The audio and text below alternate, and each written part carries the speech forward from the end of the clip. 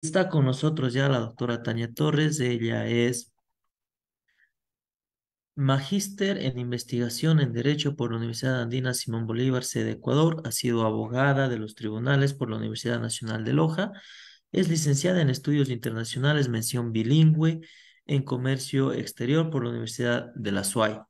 Dentro de su experiencia profesional se destaca que es especialista de investigación jurídica del Consejo de Participación Ciudadana y Control Social de octubre 2018 a enero 2019. Asimismo, tenemos que ha sido asesora de despacho de la Corte Constitucional del Ecuador desde febrero 2019 a octubre 2020, directora del Sistema Nacional de Erradicación, Prevención y Transformación de la Cultura de Violencia y monitoreo de la Secretaría de Derechos Humanos de junio 2021 a marzo 2022.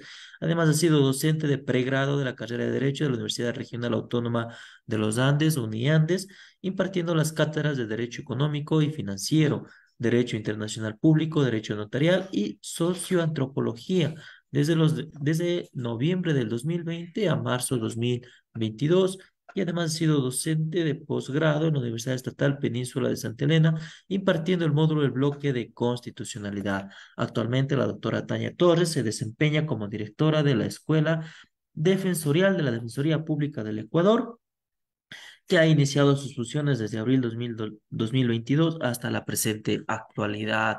La doctora Tania Torres nos va hoy a impartir su ponencia sobre el rol de los precedentes jurisprudenciales en la tarea de constitucionalización del ordenamiento jurídico. Sea bienvenida, doctora Tania Torres Castillo. El auditorio está a su disposición. Bienvenida, la escuchamos. Muchísimas gracias, muchas gracias una vez más por la presentación y además pues por la invitación que sin duda para mí es importantísimo a efectos de que estamos celebrando los 15 años de vigencia de nuestra Constitución. Creo que es importante recalcar eso y qué importante también poder revisar el camino recorrido en materia constitucional, justamente cuando hoy nos enfrentamos ya a analizar qué son los precedentes o qué elementos importantes nos dejan los precedentes en nuestro ordenamiento jurídico. Frente a ello, quiero saber si por favor puedo compartir pantalla para poder empezar. Sí, estimada doctora, usted puede compartir la pantalla. Ya le habilito, déjeme revisar. Listo, ahí creo que estamos, ¿verdad? Sí, ya está. Perfecto, muchas gracias. Entonces, como ya lo comentaron, el tema que voy a impartir en este espacio es justamente el rol de los precedentes jurisprudenciales en la tarea de constitucionalización del ordenamiento jurídico. Bueno, hay algunos elementos que nos plantea el tema y que es importante empezarlos a abordar desde, digamos, estos conceptos más fundamentales o elementales para finalmente saber si realmente los precedentes están teniendo un rol importante en el mundo jurídico o no, o qué está pasando a nivel de nuestro constitucionalismo, ¿verdad? Entonces vamos a iniciar esta ponencia justamente hablando, digamos, de un elemento que yo considero muy importante entenderlo para posteriormente abordar el precedente como tal. Entonces, partimos de esta idea de Estado constitucional, ¿verdad? Que fundamos a partir de la Constitución del año 2008 y que tiene algunos elementos que es importante considerarlos a efectos justamente de esta ponencia. Como nosotros sabemos, la Constitución, sí, una norma que tiene esta idea de máxima jerarquía, ¿verdad?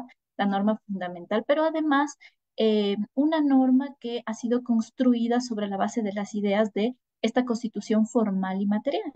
Cuando nos referimos a esta Constitución formal, simplemente pues nos referimos a aquella idea de la norma escrita, positivizada, que tiene un procedimiento de creación y de reforma, sin duda y por supuesto que crea instituciones. Y cuando nos referimos ya a esa constitución material, hablamos ya del contenido, del desarrollo de los derechos constitucionales en este caso, pero además de ese contenido de derechos, si bien hay un catálogo entregado a los ciudadanos de cuáles son los derechos garantizados para nosotros, también en caso de vulneración de estos derechos existen mecanismos de control judicial a la constitucionalidad de los actos de poder público, que, como les decía, se trata de que cuando existe vulneración de esta constitución, pues esta es totalmente justiciable a través de los órganos judiciales.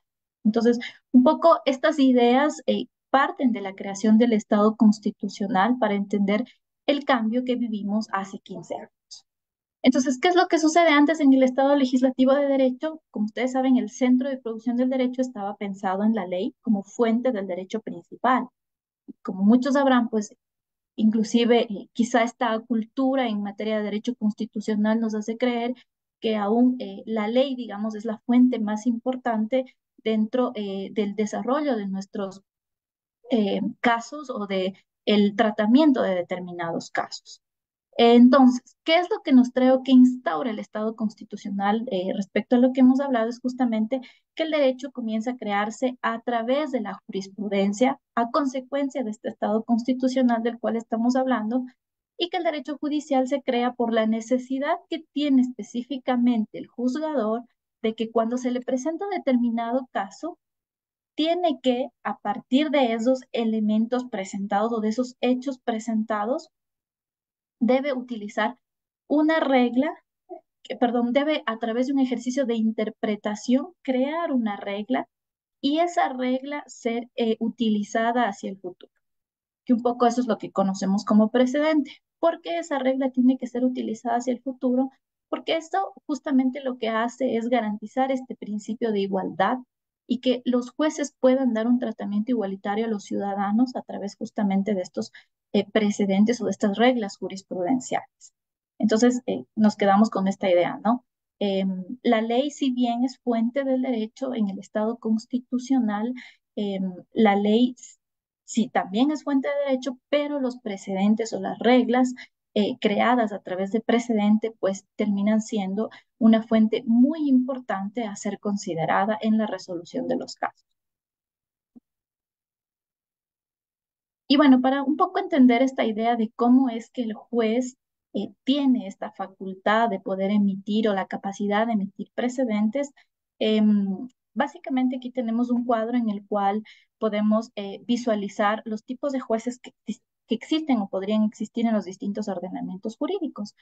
Pero lo importante aquí es entender que a mayor autonomía política y mayor capacidad jurídica, es decir, a mayor capacidad de dictar normas a través de la jurisprudencia, pues tenemos realmente la capacidad de que estos órganos judiciales puedan emitir precedentes, es decir, a través de estas cortes de cierre, como en materia constitucional en el Ecuador lo es la Corte Constitucional, ¿verdad?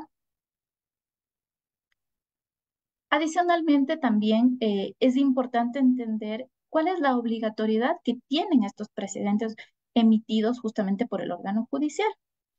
Y ya la Corte Constitucional nos entrega algunos elementos importantes a través de su jurisprudencia que deben ser considerados cuando tratamos temas de precedentes. En la sentencia 109-11 y S/20 se refiere específicamente ya al precedente judicial en sentido estricto. Es decir, que dentro del universo de fuentes jurisprudenciales existen existen otros tipos, pero entre ellos el precedente judicial en sentido estricto, digamos, es un elemento que se tiene que utilizar y revisar a través de esta sentencia.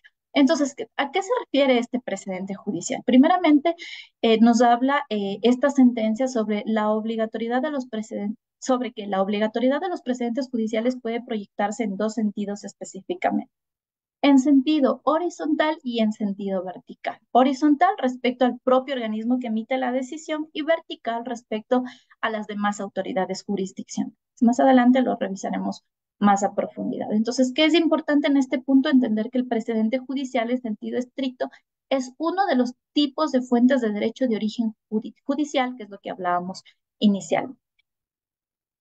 Ahora, ¿qué es la regla del precedente? Y esta propia sentencia, la 109-11 y S/20, habla un poco y nos entrega algunos elementos para entender la regla del precedente. Y lo que nos dice esta sentencia es que dentro de la ratio decidendi y de las decisiones judiciales, el juzgador subsume los hechos del caso concreto para extraer la decisión en una regla. Y esta regla constituye el núcleo de la ratio decidendi. ¿Pero qué es la ratio decidendi? Creo que quizá un poco es importante partir de esta concepción o de este concepto, si se quiere.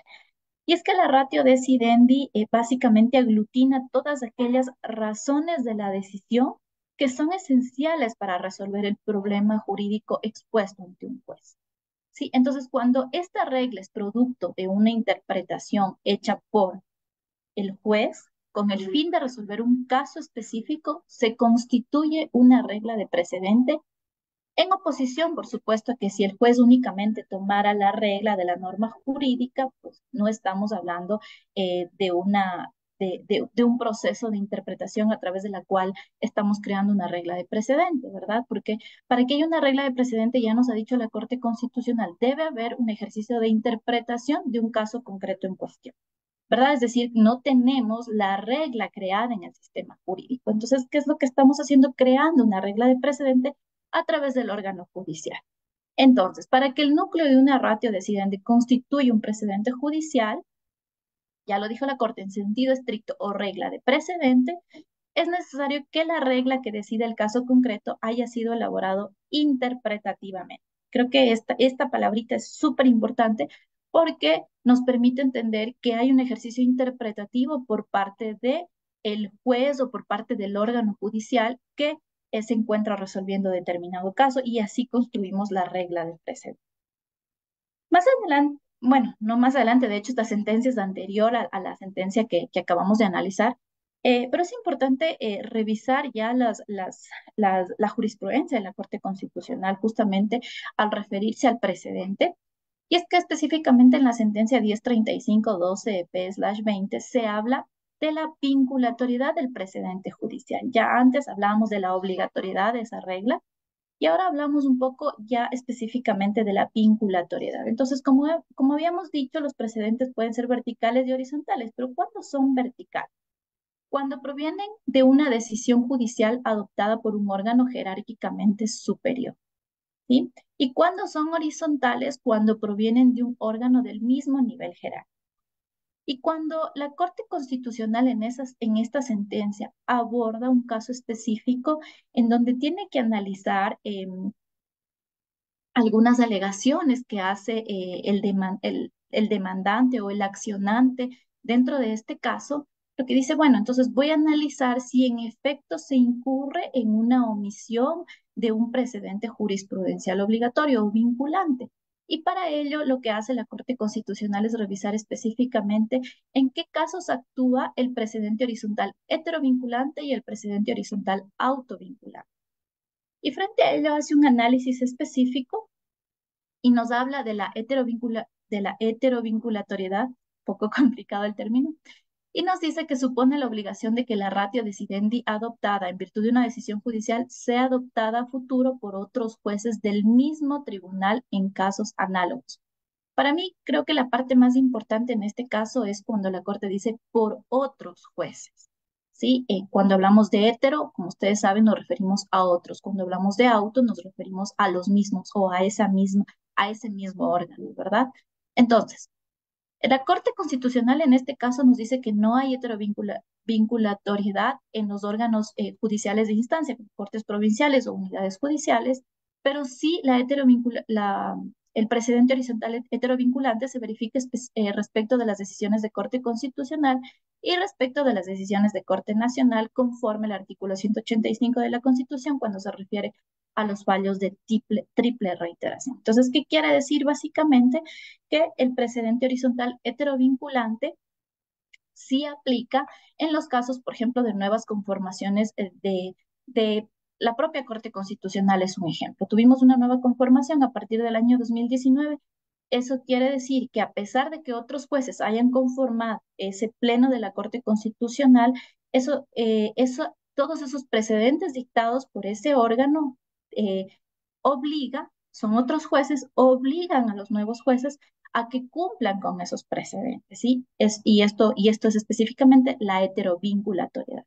Ahora, cuando hablamos de la autovinculatoriedad, la Corte Constitucional en esta misma sentencia se refiere a que implica la obligación de que la ratio decidendi adoptada en una decisión judicial, en cambio, sea adoptada a futuro por los mismos jueces cuando tuvieran que resolver un caso análogo, solo pudiendo apartarse de su propio precedente si lo justifican de manera suficiente. Entonces, sí, hay una excepcionalidad de apartarse del precedente, pero la autovinculatoriedad es una obligación que al menos en nuestro sistema jurídico tienen los jueces. Entonces, la Corte Constitucional es muy enfática al decir que los jueces deben universalizar el fundamento de sus decisiones para casos análogos futuros, solo apartándose de estos criterios justificando dicha decisión, caso contrario resulta irracional y opuesto al derecho a la igualdad formal. Entonces, el precedente horizontal autovinculante es una decisión racional y jurídica que debe ser adoptada por nuestros jueces o por nuestros órganos de justicia. Esto es importante. Entonces, quiero un poco entrar a revisar de qué se trata este precedente judicial o cómo es que la Corte nos muestra un ejemplo de precedente o de regla de precedente. Creo que es importante para efectos de esta ponencia. Y en la sentencia 109.11 IS, justamente cuando la Corte aborda estas ideas de precedentes horizontales y verticales, nos presenta un precedente sobre el cual resuelve un determinado caso. Este caso específicamente nace con una acción de amparo presentada por un profesor que fue destituido de su cargo. De hecho, se le dejó insubsistente su nombramiento de profesor en un colegio. Y este profesor, cuando presenta su demanda, solicita además dentro de esta acción de amparo, que además de ser restituido a su cargo de profesor, pues se le paguen todos los sueldos dejados de percibir o todas las remuneraciones dejadas de percibir en el tiempo que no ocupó el cargo. En efecto, se le concede la acción de amparo en su momento y se lo restituye al cargo. Pero en la sentencia no se hablaba de el pago de las remuneraciones dejadas de percibir. Entonces, en este sentido, el accionante presenta una acción de incumplimiento de sentencia ante la Corte Constitucional diciendo pues que si bien en la sentencia no se hablaba del pago de remuneraciones dejadas de percibir, sí fue una alegación o un pedido que hizo en la demanda inicial de amparo. Entonces, a bien, la Corte lo que hace es analizar casos análogos resueltos por este órgano de justicia y encuentra la regla de precedente y la construye de esta forma. Entonces, sí, para mí es importante dar lectura a esta parte. Entonces, lo que nos dice la Corte es que ya en el caso, en el nuevo caso que se presenta, el núcleo de su ratio decidendi, es decir, la regla cuya aplicación directa subsuntiva decide el caso, no preexistía en el ordenamiento jurídico, sino que fue producto de la interpretación del artículo 95 de la Constitución. En ese entonces, como les hablaba de una acción de amparo de la Constitución del 98. Por tanto, la sentencia examinada sí contendría una regla de precedente. Como toda regla, esta se compone de un supuesto de hecho y una consecuencia jurídica y puede expresarse de la siguiente manera. Entonces, la Corte a continuación lo que hace es decir, a ver, la regla que se creó antes en casos similares, análogos, es la siguiente. Si un funcionario público ha impugnado por vía de amparo la resolución administrativa en la que se deja sin efecto su nombramiento, formulando como una de sus pretensiones la que se le paguen los haberes dejados de percibir como consecuencia de dicha resolución y el amparo ha sido concedido, pero sin la orden expresa de que se paguen esos haberes, supuesto de hecho, entonces se debe entender que implícitamente, ojo lo que dice la Corte, implícitamente el juez, al haber aceptado la acción de amparo, se ordena el pago de dichos haberes a la persona beneficiaria. Y esto es importante, ¿no? Porque esto un poco lo que nos permite es ordenar el sistema jurídico y, por supuesto, también dar las garantías necesarias a las personas que acuden a los órganos de justicia indicando que hay vulneración de sus derechos. Entonces, un poco para mí era importante, más que nada, presentar un caso práctico de regla de precedente que ha sido utilizado por la propia Corte Constitucional. Ahora bien, también es importante entender que para nosotros poder argumentar un precedente jurisprudencial vinculante no es únicamente pues extraer o tomar un extracto de una determinada sentencia de Corte Constitucional y creer que ese extracto de la sentencia termina siendo aplicada para una demanda o un caso específico que yo quiera resolver. Entonces, ¿qué es lo que ha dicho la Corte Constitucional en la sentencia 1943-15-EP? Es que al momento de alegar un precedente judicial vinculante no tomado en cuenta, existen requerimientos particulares en la estructura de su argumentación. Es decir, que, como les decía, no es que puedo extraer cualquier relato de la sentencia, sino que para yo poder argumentar un precedente jurisprudencial vinculante o que no sea considerado un precedente, Este debe ser claro y dentro de su justificación jurídica se debe incluir, uno, la identificación de la regla de precedente, que es lo que habíamos visto antes. Esta es la regla de precedente. Entonces, por ejemplo, decir, la regla de precedente de la Corte Constitucional es tal y frente a ello hacer un símil con la exposición, con el caso. ¿Cómo esa regla de precedente dictada por ejemplo, la Corte Constitucional termina siendo aplicable al caso que yo estoy presentando? Entonces, esta es como un poco la explicación que ha dado la Corte Constitucional en esta sentencia. Ahora, sin duda, existen problemas en el uso del precedente jurisprudencial en la justicia ordinaria. En general, yo diría, en general, problemas en la aplicación del precedente. Y dentro de las problemáticas comunes detectadas y un poco también como para ir cerrando esta exposición, bueno, como yo les decía, el tema resulta un poco amplio porque un poco lo que se me pedía es hablar del rol del precedente en esta tarea de constitucionalizar el orden jurídico. Realmente creo que es una tarea grande, grandísima, que implica muchísimas aristas. Por un lado, importante decir o preguntarnos si todo lo que dice la Corte Constitucional es vinculante y definitivamente no. La respuesta es no porque si bien la Corte Constitucional constantemente está dictando sentencias en los distintos casos, no todas las sentencias resuelven para casos, digamos, con efecto erga omnes, sino que pues las sentencias de Corte Constitucional hacen referencia a que se trata de reglas, a que se trata de reglas de precedente, cuando, por ejemplo, se emiten sentencias a través de la sala de selección y revisión, pero además cuando también existen reglas de precedentes en otras sentencias dictadas por la Corte Constitucional que no necesariamente nacen de estas salas, pero que la Corte Constitucional hace referencia al efecto que le va a dar a estas sentencias o a esta jurisprudencia. Entonces creo que ahí existe una tarea importante cuando hablamos de esta tarea de constitucionalización y es la cultura jurídica. Cuando hablamos de la cultura jurídica de los ciudadanos o de las personas o de la comunidad jurídica en general que se enfrenta a la revisión de este tipo de precedentes, es esta idea de entender que debemos empezar a revisar más la jurisprudencia para el planteamiento de nuestros casos. Entonces, la ley es una fuente, sí, como les decía al inicio, pero no es suficiente. Los precedentes en este momento y 15 años después de la vigencia de nuestra Constitución tienen un rol muy importante y si no son revisados y analizados por quienes están revisando o por quienes están proponiendo demandas o por quienes están defendiendo determinados casos, pues simplemente podemos caer en errores que al final no van a dar ningún éxito al caso que estamos presentando. Entonces, sí, pensar en que debemos un poco avanzar a la cultura jurídica del precedente, a empezar a revisar la jurisprudencia y las reglas de precedente que son importantes en el Ecuador.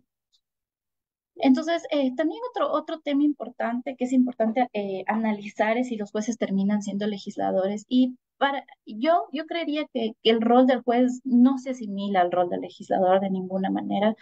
El juez está pensado para crear, para resolver conflictos, tiene una exigencia de racionalidad práctica que cuando se le presenta un caso determinado, un caso específico, tiene la exigencia de resolver sobre la base, sin duda de la Constitución, sin duda de las demás normas aplicables, pero sobre todo está sujeto, como yo les decía, a ese catálogo de derechos que tenemos en la Constitución y a la garantía de esos derechos. Y si el juez constitucional tiene que interpretar o hacer un ejercicio de interpretación porque la norma no le es suficiente, pues el juez lo puede hacer y puede crear regla de precedente. Sin duda, entonces, en el Ecuador los jueces crean derecho, la jurisprudencia tiene precedentes y la ratio decidendi contiene una regla de precedente y un fundamento. Y esto es importante y simplemente ya para cerrar, em, reiterar esta idea de que finalmente, si no entendemos cómo funciona la regla de precedente o cómo funciona la jurisprudencia vinculante, si esta realmente tiene efectos para casos análogos, si es heterovinculante, si es autovinculante, o sea, si no manejamos los conceptos del precedente y además, si no estamos constantemente revisando la jurisprudencia emitida por la Corte Constitucional, pues realmente creo que estamos un poco deteniendo el avance de esa justicia constitucional de la que tanto hablamos y que por supuesto pues es una idea que buscamos para la construcción de un verdadero Estado constitucional de derecho. Muchísimas gracias. Bien, queremos agradecer la ponencia de la doctora Tania Torres. Muchísimas gracias por su exposición, estimada doctora. De parte de Latin Juris, Juristas de Ecuador y el Colegio de Abogados de la SUAY, le hacemos extensivo el agradecimiento. Bien, estimados cursantes, ya para terminar la misma, tenemos ya la presencia del director general de Latin Juris, el doctor Damián Armijos Álvarez, quien se va a dirigir a ustedes con unas palabras, sería de clausura de la fase virtual. Como recordamos, hoy en la tarde tenemos la clausura de la fase presencial en el Teatro Sucre. Cordialmente invitados a los que están asistiendo a la fase virtual y presencial, perdón. Hoy en la tarde, a partir de las 5 de la tarde, tenemos nuevamente la invitación para encontrarnos y seguir debatiendo sobre el tema de derecho constitucional. Bien, doy la palabra al doctor Damián Armijos Álvarez para que, como en calidad de director general de Latin Juris, obviamente en representación del Colegio de Abogados y de Juristas de Ecuador, pueda dar las palabras de clausura. Estimado doctor, le escuchamos. Buenas tardes.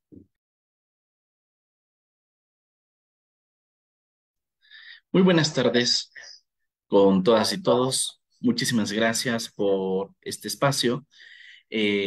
Ante todo, quiero agradecerles por participar, por formar parte de esta apuesta académica que lleva algunos años, por su interés, desde luego felicitarles por su compromiso también con el ejercicio de su profesión y con este anhelo, estas ansias de seguir creciendo profesionalmente, profundizando sus conocimientos en los temas que son absolutamente relevantes para el ejercicio profesional, pero sobre todo también para formar parte de una comunidad social en donde podamos asumir nuestro compromiso de forma responsable, y esto es con conocimientos, ¿no? Conocimientos como los han impartido nuestros profesores a lo largo de estos 2 días y que a pesar de las distancias logramos hermanar académicamente a nuestra gran América Latina. Mi agradecimiento especial a todos y cada uno de los ponentes, a la doctora Sofía Sagüez, Lorena Molina, Reinaldo López, Karin Jaramillo, Atic Morocho, Edwin Moroco, Marisol González, Emilio Suárez, Percy Ramírez, Rodolfo Guerrero, Marco Rossi, Juan Castañeda, Oscar Barrientos y Tania Torres, quienes nos acompañaron en esta fase virtual del programa. Esperamos, Dios mediante, que podamos quizás el próximo año encontrarnos en la fase presencial y poder interactuar también con los profesores que nos han acompañado y desde luego también con ustedes, distinguidos estudiantes, que nos siguen a lo largo de varios países de América Latina. Recuerden que esta sesión estará grabada. En nuestra página estará para su consulta permanente en nuestro blog como un insumo académico para refrescar conocimientos, para recordar el debate, para retomar algunas ideas que de pronto les puedan servir para sus proyectos de investigación, para también ofrecer respuestas a la problemática social que pudiera estar atravesando alguno de nuestros países. Esperamos, como siempre, haber estado a la altura de sus expectativas. No lo dudamos, gracias a este gran nivel de nuestros panelistas. Y por supuesto, invitarles también para quienes se encuentran en el Ecuador y sobre todo en la ciudad de Cuenca, a que nos acompañen en esta tarde a la fase presencial. Tenemos 2 mesas más todavía.